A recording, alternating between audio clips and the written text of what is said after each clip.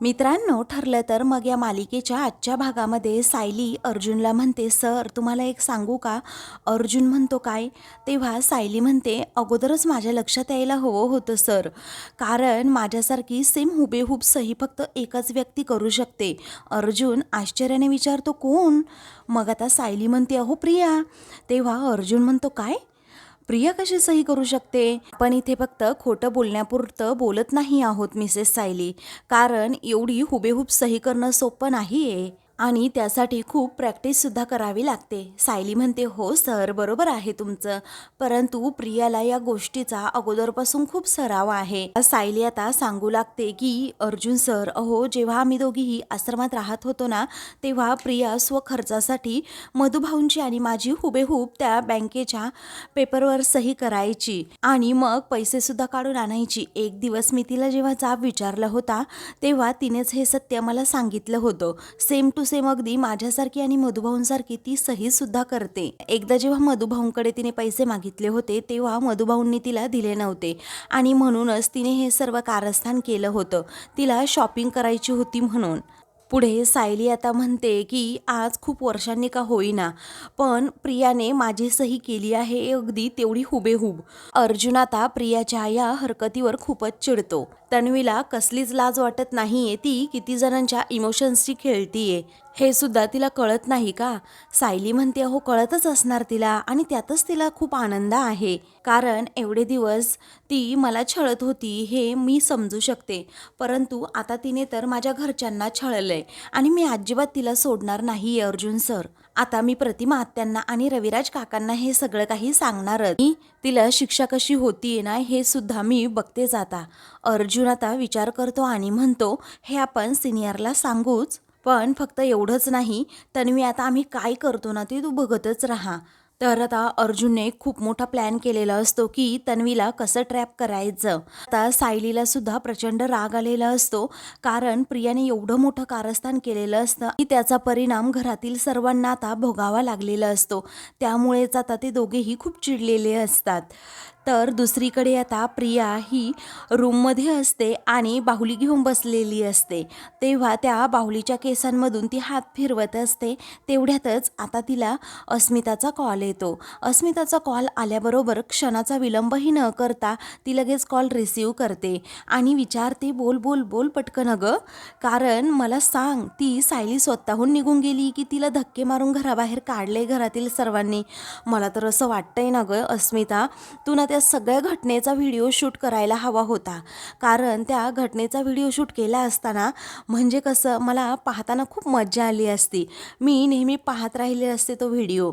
तेव्हा आता अस्मिता काहीही बोलत नसते म्हणून प्रिया म्हणते, एक मिनिट थांब हा, अगं सायली घरातून निघून गेली त्यामुळे तुला एवढा आनंद झालाय की त्या आनंदाच्या भरामध्ये तुझ्या तोंडातून शब्दच फुटत नाहीये, बरोबर ना?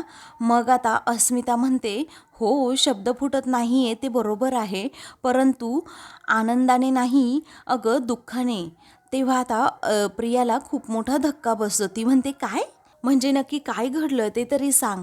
तेव्हा अस्मिता म्हणते, अगं तन्वी, आपल्याला जे काही वाटलं होतं ना ते तसं काही घडणारच नाहीये. अगं घरात ना वातावरण तर खूप मस्त तापलं होतं, कुणाला काय चाललंय ना तेही कळत नव्हतं आणि मला तर वाटलं होतं आता सायलीला घर सोडून जावं लागेलच, पण तेवढ्यातच पूर्णाची ती तब्येत बिघडली आणि तिला पॅनिक अटॅक आला आणि घरामध्ये खरंच खूप हंगामा झाला आणि मग या सगळ्यामध्ये सायली म्हणाली की मी घर सोडून अजिबात जाणार नाही आणि आता त्यांचा डिवोर्स बहुतेक कॅन्सल झाला. अस्मिताचं हे बोलणं ऐकून आता प्रिया पूर्णपणे हादरून जाते. आता तिला काय करावं सुचत नाही, कारण तिने एवढा मोठा प्लॅन केलेला असतो तो तिच्याच आता अंगलट येणार असतो. मग आता सायलीने डिवोर्स नोटीस पाठवली होती ना, असं हादरतच प्रिया विचारते.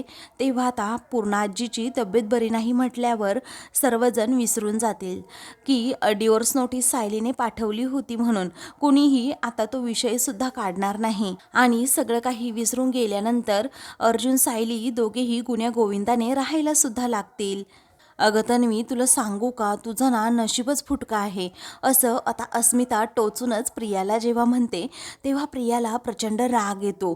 ती रागातच म्हणते, अस्मिता तू काय बोलतेस? तेव्हा अस्मिता पुढे आता अजूनच तिला टोमणा मारते की मला नाही वाटत की तू अर्जुनची बायको म्हणून आमच्या सुभेदारांच्या घरात येशील म्हणून. तेव्हा प्रिया आता म्हणते एवढं मोठं वादळ येऊन सुद्धा पूर्वीसारखं वातावरण झालं. पुढे अस्मिता म्हणते हो असं तरी दिसतंय मला. बरं ठीक आहे चल मी ठेवू का फोन, कारण पुढचे अपडेट द्यायला मी तुला कॉल करतेच आता. तेव्हा प्रिया आता वैतागून रागातच चिडून म्हणते की नकोय मला तुझे अपडेट, तुझ्याकडेच ठेव असं म्हणून ती फोन कट करते. तेव्हा आता प्रियाला एवढा राग आलाय ते पाहून अस्मिता देखील जरा घाबरतेच. दुसरीकडे प्रिया आता म्हणते त्या सुभेदार कुटुंबाला आग लागेल ना, त्या घराला आग लागेल ना एवढी मोठी मी ठिणगी टाकली होती, पण ती आग लागायच्या अगोदरच विझून गेली. असं कसं झालं? ती सायली प्रत्येक वेळी कशी निसटून जाते आणि त्या म्हातारीला पॅनिक अटॅक कधी यायचा होता तर आत्ताच का? बस झालं आता, पण मी हार मानणारच नाही असं म्हणून प्रिया ती डॉल हातात घेते आणि तिच्याकडे खूप रागात पाहत असते आणि त्यामध्ये ती आता सायलीला पाहत असते. तेव्हा ती आता म्हणते की कसं आहे ना, मी या सायलीला अर्जुनच्या आयुष्यात जास्त दिवस राहूनच देणार नाही असं म्हणून ती आता खूप चिडते. दुसऱ्या दिवशी कल्पना, अस्मिता आणि प्रताप हे तिघेही कॉफी पीत बाहेर बसलेले असतात. त्याच वेळी आता कल्पना विचारते काय हो, आपल्या पूर्णाई मावशींकडे पोहोचल्यानंतर कॉल करणार आहेत ना? मग आता प्रताप म्हणतो हो करणार आहे, पण मी तिला म्हटलं की व्हिडिओ कॉलच कर, म्हणजे कसं आहे ना मावशीच्या तब्येतीबद्दल ज्या काही तक्रारी आहेत ना त्याबद्दल तिला अश्विन बरोबर सुद्धा बोलता येईल. तेव्हा कल्पना म्हणते हो ना ते तर आहेच, पण मला पूर्णाई म्हणत होत्या दिवाळीपर्यंत येण्याचा नक्कीच त्या प्रयत्न सुद्धा करतील, पण मीच त्यांना म्हटलं की अजिबात तुम्ही दगदग करू नका आणि एक दिवाळी मावशींबरोबर सेलिब्रेट केली तर मावशींनाही आनंदच होईल ना आणि मावशीची तब्येत सुद्धा ठीक होईल आणि पूर्णाजीला त्या नोटीसमुळे जो काही त्रास झालाय ना त्यातूनही त्या लवकरात लवकर बाहेर सुद्धा येतील. इथे जवळ असल्या की सारखा त्याच गोष्टीचा विचार करत बसतील. मग अस्मिता पुन्हा फटकळपणे म्हणते मला तर असं वाटतं ना पूर्णा आजीने लवकर इकडे येऊच नये, कारण पुन्हा सायली काहीतरी कांड करून ठेवेल आणि त्याचा मनस्ताप त्या बिचारीला व्हायचा आणि पूर्णा आजीला कालसारखी धापसुद्धा लागेल. तेव्हा कल्पना म्हणते की अस्मिता गप्प बस ग, काही पण बोलू नकोस. तेव्हा कल्पना म्हणते गप्प बस ग अस्मिता, काही पण बोलू नकोस आणि त्या दिवसाची आठवणसुद्धा करून देऊ नकोस. मला तर एक खूप मोठं वादळ येऊन गेल्यासारखं वाटतंय. प्रताप म्हणतो ते वादळच होतं आणि आता ही जी दिसतीये ना ती वादळानंतरची शांतता आहे. अगं बघ ना सायली अजूनही खाली आलेली नाहीये, कारण तिच्या हातची कॉफी प्यायची सवय झाली ग आता. तेव्हा अस्मिता म्हणते डॅड आता ह्या सवयी सोडा, कारण ती मुलगी या घरातून कधी निघून जाईल ना ते सांगता सुद्धा येणार नाही. तेव्हा कल्पना म्हणते अगं गप्प बस ग अस्मिता, सायलीने पूर्णाईंना वचन दिलंय की ती हे घर सोडून कुठेही जाणार नाही म्हणून. तेव्हा प्रताप देखील म्हणतो की आणि अस्मिता तुला एक सांगू का, अर्जुन आणि सायली हे दोघेही खूप समंजस आहे. त्या दोघांमध्ये जो काही वाद आहे ना ते दोघेही मिळून मिटवतील आणि परत सुखाने संसार करतील याची मला पूर्णपणे खात्री आहे.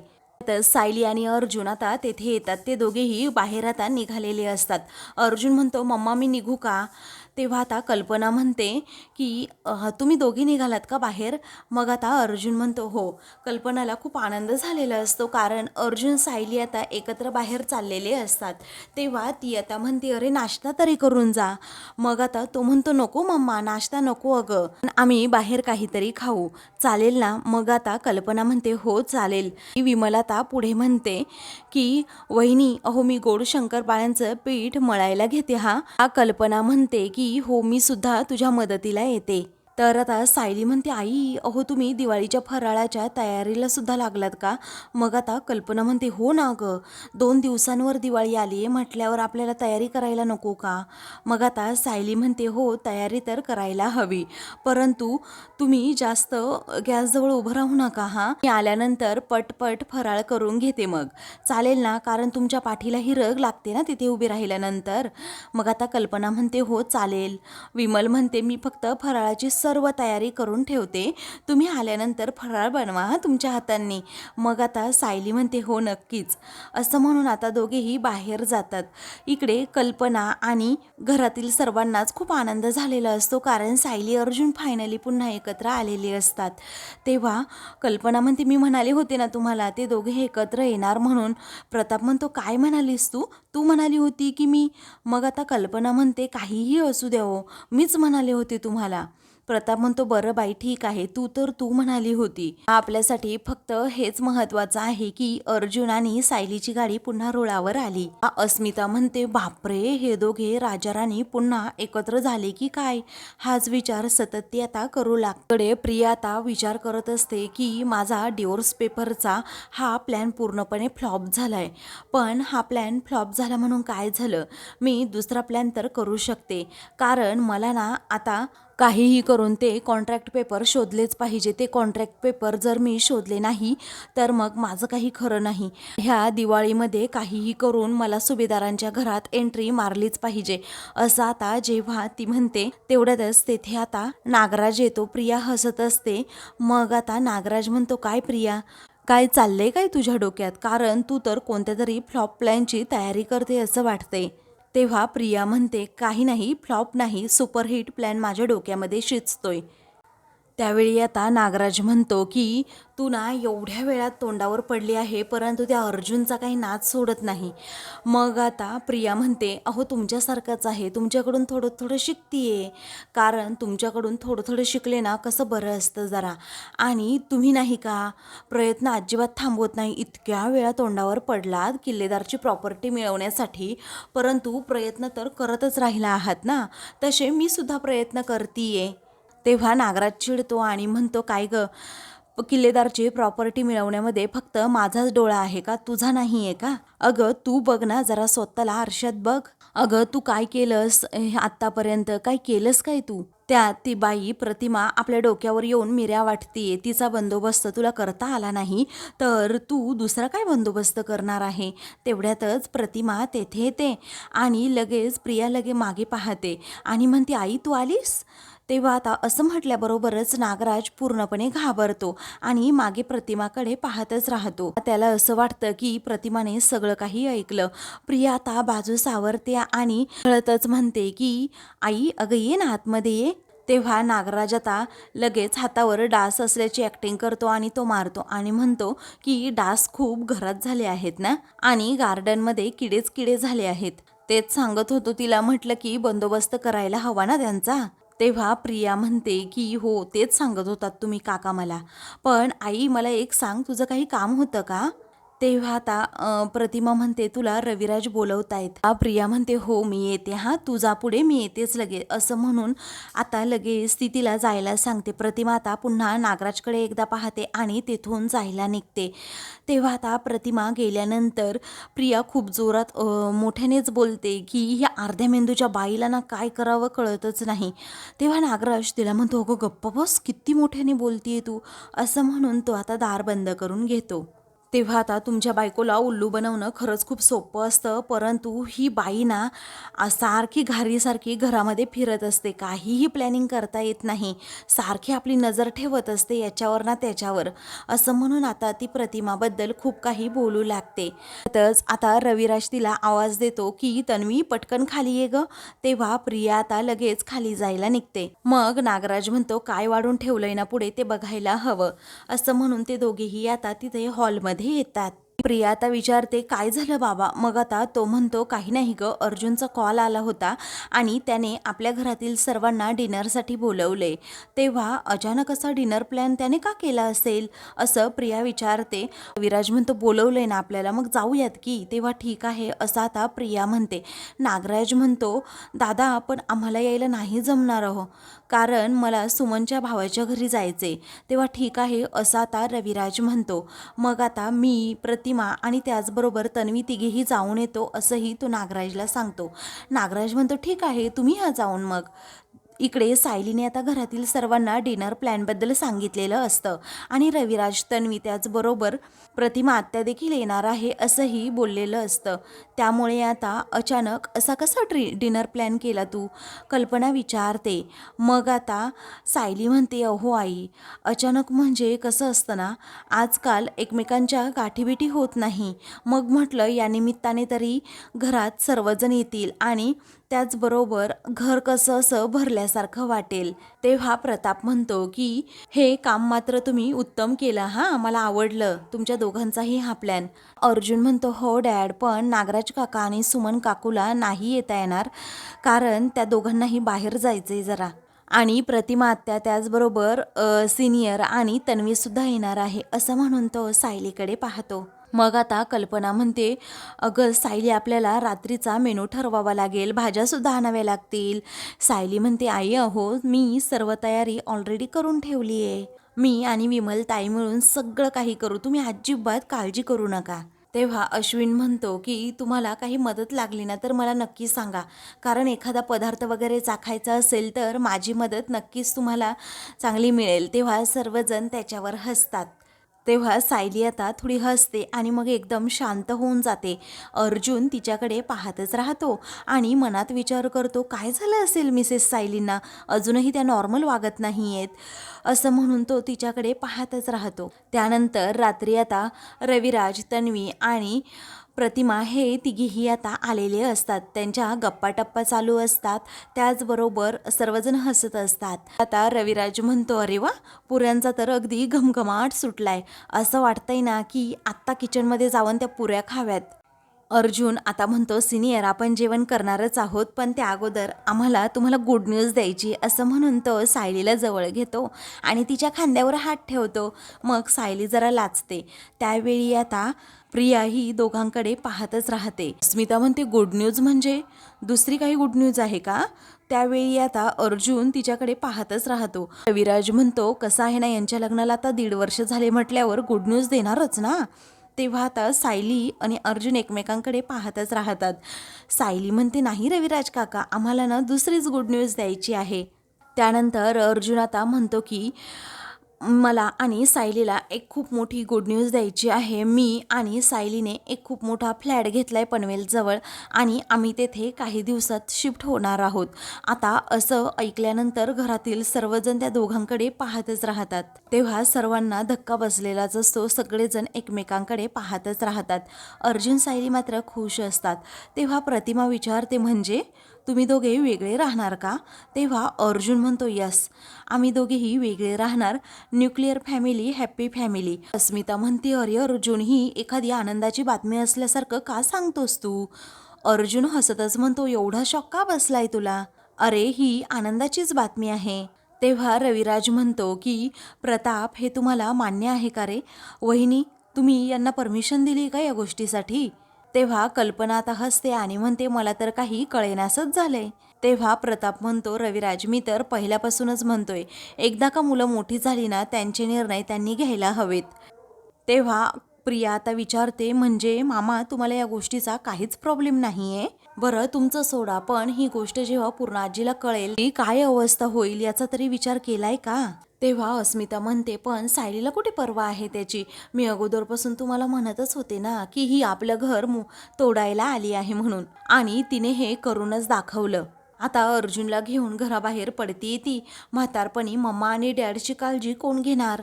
तेव्हा आता सर्वजण तिच्याकडे पाहतच राहतात. मग आता अश्विन म्हणतो, अस्मिताई, अगं मी आहे ना अजून जिवंत, त्या दोघांचीही काळजी घेईल त्यांची काळजी, आणि दादाने जो निर्णय घेतलाय ना त्या निर्णयाकडे आपण पॉझिटिव्हली बघायला हवं. मग आता असं म्हटल्याबरोबरच अस्मिता तोंड वाकडं करते. तेव्हा अर्जुन म्हणतो, हो करेक्ट आहे.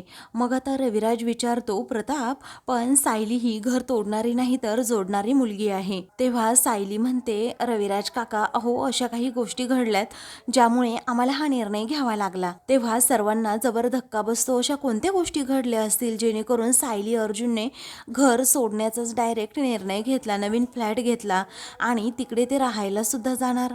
तेव्हा प्रताप म्हणतो की रविराज तुला माहीत नसेल पण गेल्या काही दिवसांमध्ये या दोघांमध्ये सतत वाद होत आहेत.